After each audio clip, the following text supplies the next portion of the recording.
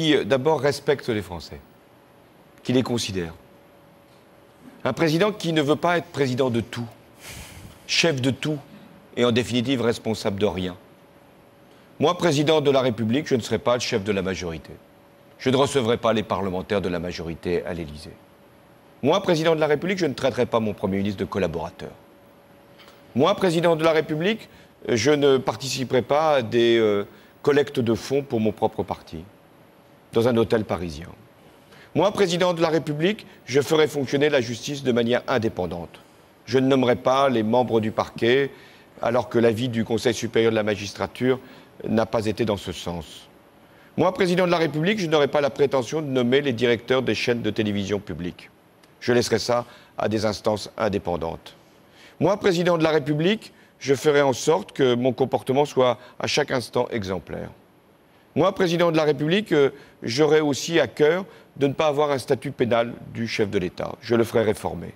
De façon à ce que si des actes antérieurs à ma prise de fonction venaient à être contestés, je puisse, dans certaines conditions, me rendre à la convocation de tel ou tel magistrat ou m'expliquer devant un certain nombre d'instances. Moi, président de la République, je constituerai un gouvernement qui sera paritaire, autant de femmes que d'hommes.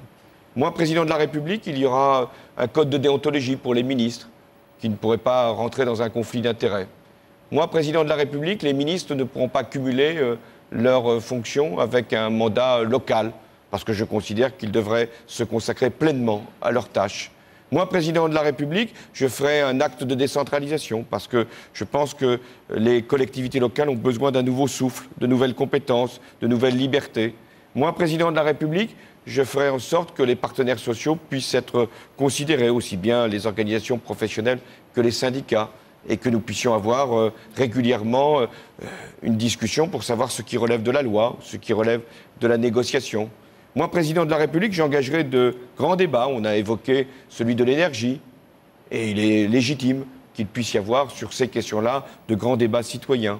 Moi, président de la République, j'introduirai la représentation proportionnelle pour les élections législatives, pour les élections, non pas celles de 2012, mais celles de 2017, parce que je pense qu'il est bon que l'ensemble des sensibilités politiques soient représentées. Moi, président de la République, j'essaierai d'avoir de la hauteur de vue pour fixer les grandes orientations, les grandes impulsions, mais en même temps, je ne m'occuperai pas de tout et j'aurai toujours le souci de la proximité avec les Français.